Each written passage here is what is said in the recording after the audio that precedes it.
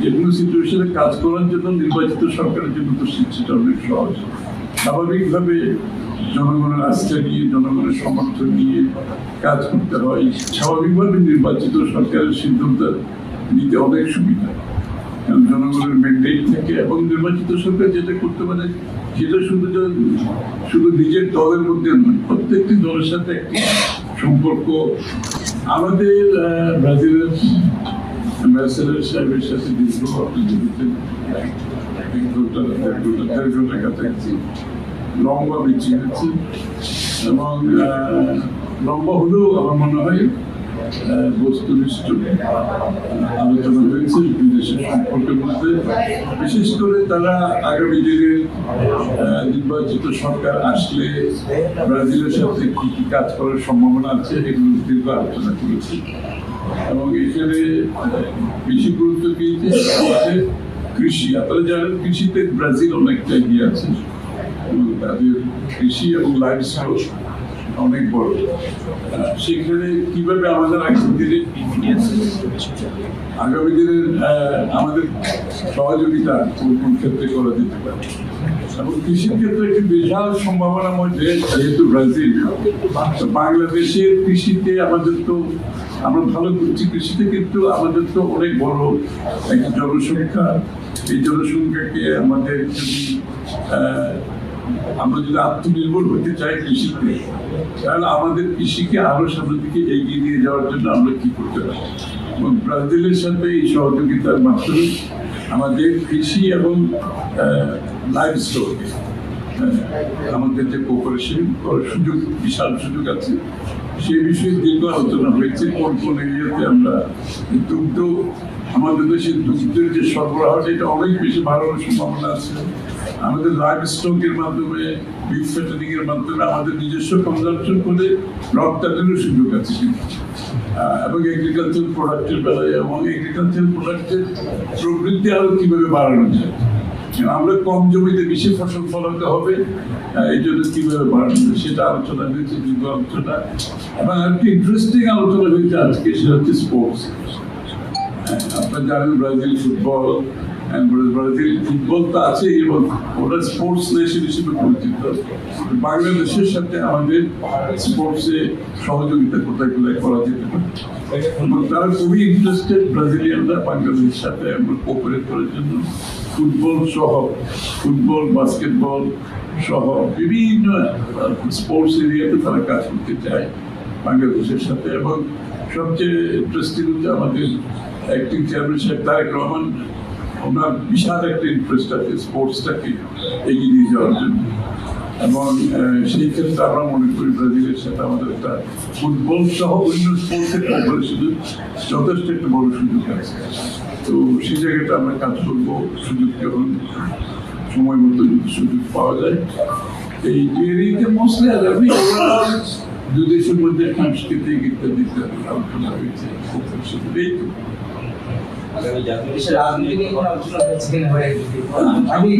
না, রাজনীতি এটা একটা তাদের মনোভাব হচ্ছে, তারা নির্বাচিত সরকার হলে সিদ্ধান্ত গুলো বাস্তবায়নের সুবিধা হবে, এবং তারা সেটার অপেক্ষায় আছে।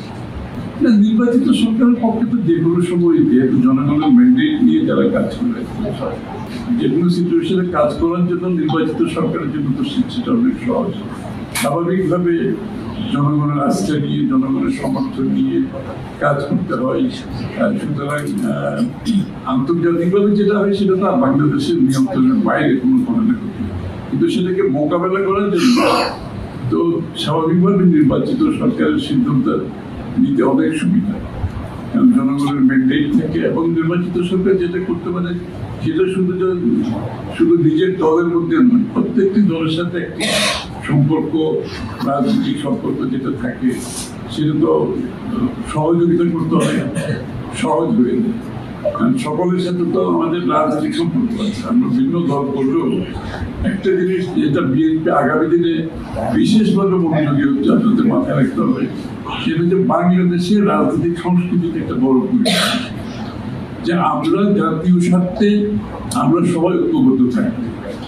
আপনারা নিশ্চয়ই লক্ষ্য করেছেন আমরা প্রতিটি ক্ষেত্রে একটা ঐক্যবদ্ধের পরিপ্রেক্ষিতে যে কথা বারবার বলছি, জাতীয় স্বার্থে যে জায়গাতে আমাদের ঐক্যমত্যের প্রয়োজন সেই জায়গাতে আমরা জোর দিচ্ছি। সুতরাং বিশ্বের যে সংকটগুলো হচ্ছে এখানেও আমাদের কিন্তু ঐক্যমত্যের প্রয়োজন আছে। জাতীয় স্বার্থ যেখানে বিঘ্নিত হবে আমরা ঐক্যমত্যে আসতে হবে, এবং বিশ্বের সংকটে যখন মোকাবেলা করতে হবে আমাদেরকে সেখানে একটি জাতীয় ঐক্যমত থাকতে হবে। আমরা জাতি হিসাবে জাতির স্বার্থে দেশের স্বার্থে ঐক্যমতের বাইরে কোনো যাওয়ার কোনো সুযোগ নাই, এবং বিএনপি সেই কাজটা খুব মনোযোগের সাথে করছে। আর দ্বিতীয় হচ্ছে রাজনৈতিক কালচার আমরা পরিবর্তন, সংস্কৃতি যেটা চাচ্ছি, একে অপরের প্রতি সহনশীলতা এবং অপরের সাথে ভিন্নমত পোষণ করেও তার প্রতি সম্মান জানানো, তার মতামতের প্রতি সম্মান জানানো, এই কালচারটা আমরা আনার চেষ্টা করছি, এবং এটা অত্যন্ত গুরুত্বপূর্ণ। এই সহযোগিতা, এই কালচার আমরা ফিরিয়ে আনতে না পারলে সকল সংস্কারও কিন্তু কাজ হবে। আমাদের রাজনৈতিক সহনশীলতা, পরস্পরের সাথে মতবিরোধ, মত পার্থক্য থেকেও একে অপরের প্রতি যাতে সম্মানবোধ আমরা না হারাই, সেটা অত্যন্ত গুরুত্বপূর্ণ। না, এটা আমি তো দলের মতামতের উপর আমি কিছু বলতে চাই না, কিন্তু একটা জিনিস আমি বলছি একটু আগে যে সকলের মতামত দেওয়ার অধিকার থাকতো, কথা বলার অধিকার থাকতো। আমাদের মধ্যে মতৈক্য না হলেও, মতভেদ থাকলেও অপরের বক্তব্যের প্রতি আমাকে সম্মান থাকতে হবে। আমি অতটুকুই বলছি। ওই প্রসঙ্গে যদিও এটা আমরা আজকে ঐক্যমত্য কমিশনের বৈঠক চলছে, আমরা যতদিন জানতে পেরেছি যে স্যার যেটি প্রত্যেক রাজনৈতিক দল আসবেন, তো যাই হোক সেটা তো আপনি তো রাজনৈতিক কালচার পরিবর্তনের কথা বলবেন। এখন যেটি বিষয় হচ্ছে এই ঐক্যমত্য কমিশনের দ্রুত ঐক্যে পৌঁছে আপনারা মনে করেন নির্বাচনের জন্য যে সরকার থেকে নির্বাচন কমিশনের নির্দেশনা দেওয়া দরকার, যদি ফেব্রুয়ারিতে নির্বাচন হয় কিংবা যে সম্ভব হয় সেই নির্দেশনা তো জরুরি। সেটা কি দ্রুত ঐক্যমত্যে পৌঁছানোর পরে নির্দেশনাটা দিবে, নাকি আরো দ্রুত সময়ে সেই নির্দেশনাটা দেওয়া? একটা বিষয় যে আমার মনে হয় রমজানের আগে নির্বাচনের ব্যাপারে একটা জাতীয় ঐক্যমত আছে, এটা সবারই মতামত আছে। সে জায়গাতে দ্বিমত কোথাও আছে আমরা মনে করি না, এখানে সবাই ঐক্যমত, কারণ এটা বিভিন্ন কারণে এই জায়গাতে আমরা এসেছি এবং জাতীয় এখানে প্রদর্শন করছে। মানে মনে হয় এই সিদ্ধান্ত করে জাতি অত্যন্ত, আপনারা নিশ্চয়ই আমার যে ভালো জানেন, জাতি কিন্তু অত্যন্ত আনন্দিত এরকম একটি সিদ্ধান্তে আসার পরে সবার মধ্যে একটা স্বস্তি ফিরে আসছে, এবং এই জায়গাটার মধ্যে কোনো অসুবিধা আমি দেখছি না। আর দিনক্ষণ যেটা, সেটা তো নির্বাচন কমিশন তারা ডিক্লেয়ার করবে, সেটা তো আর সরকারের বলতে পারবে না, আমরাও বলতে পারবো সেটা তো নির্বাচন কমিশন থেকে আসবে এবং আমরা সেটার অপেক্ষা করি। এবং আমি নিশ্চয়ই কোনো একটা সময়ে আগামী দিনে এই নির্বাচন কমিশনের পক্ষ থেকে একটা দিনক্ষণ ঘোষণা করবো। এটার জন্য একটু আমাদের ধৈর্য থাকতে হবে, তাই না?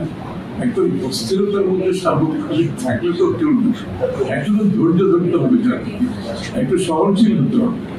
তবে আমার মনে হয় আমাদের মধ্যে আস্থার একটা ব্যাপার আছে। আমরা যদি একেবারে আস্থাহীন হয়ে যাই, সেটা কিন্তু কোনো, আমি যে কালচারের কথা বলছি, যে সংস্কৃতির পরিবর্তনের কথা বলছি, আমরা সহনশীলতা, রেসপেক্ট থাকে, সেটার জন্য আমার একটু ধৈর্যও থাকতে হবে, তাই না? একদম অস্থিরতার মধ্যে থাকলে তো সমস্যা, এবং এটা কোনো জাতির জন্য এটা কাম্য নয়, অস্থিরতার মধ্যে দিন কাটা। আমাদের মধ্যে আলোচনা হয়েছে একটু ধৈর্য ধরি, এবং আমরা সঠিক পথে যাবো। জাতি অবশ্যই একটা গণতান্ত্রিক পথে চলছে, আমরা সেটা সমাধান করতে পারবো একটা সুষ্ঠু নির্বাচনের মাধ্যমে। বাংলাদেশের গণতন্ত্র ফিরে আসবে, অতটুকু আস্থা আমাদের সকলকে রাখতে হবে। সেটা হচ্ছে যে মানে ফেব্রুয়ারিতে নির্বাচন জাতি মোটামুটি একটা আশ্বস্ত হয়েছে, তো আন্তর্জাতিক পরিস্থিতি সেটা আসলে বাংলাদেশের নির্বাচনকে কোনো প্রভাবিত করতে পারে কিনা? আন্তর্জাতিক পরিস্থিতির সাথে আমাদের নির্বাচনের কোনো সম্পর্ক, নির্বাচনটা আমাদের অভ্যন্তরীণ, এটার সাথে আন্তর্জাতিক পরিস্থিতির কোনো কারণ না। এই জায়গাটা আইন বলতে পারে, কোর্টের রায় হয়েছে, নির্বাচন কমিশনের পক্ষ থেকে সব, সুতরাং সবাইকে অপেক্ষায় আছে। আমরা দেখি সরকার কি সিদ্ধান্ত নিয়ে একটা অপেক্ষা করি, একটু ধৈর্য ধরি, আমরা সরকার কি সিদ্ধান্ত দেয় আমরা অপেক্ষা করি। আমরা নিশ্চিতভাবে সরকার আইনের শাসনে বিশ্বাস করি, তো আমরা সবাই বিশ্বাস করি, সুতরাং আমরা একটু ধৈর্য ধরি। আমরা দেখি সরকার কি সিদ্ধান্ত হয়েছে, তোমার প্রশ্ন উত্তর হয়ে গেছে। আমরা অপেক্ষা করি সরকার কি সিদ্ধান্ত নেয়। আমরা নিশ্চয়ই আমি নিশ্চয়ই যে সরকারের সাথে নির্বাচন কমিশন কথা হবে এই ব্যাপারে একটা বিবেচনা প্রসূত আলাপ আলোচনা হয়েছে, কথাবার্তা হয়েছে, সিদ্ধান্ত হয়েছে। আমরা একটু ধৈর্য সহকারে এগোতে থাকি। আমি মনে করি সবকিছু সমাধান আগামী দিনে হবে এবং সময় মতো দেশে নির্বাচন হবে, দেশে গণতন্ত্র ফিরে আসবে, জনগণের যে ভোটাধিকার মানবাধিকার আর মালিকানা ফিরে পাওয়ার যে যার জন্য এত ত্যাগ স্বীকার করেছি আমরা এতদিন, সেটা আমরা সময় মতো হয়ে যাবে এবং দেশ সেদিকে যাচ্ছে সেটা আমরা বিশ্বাস করি।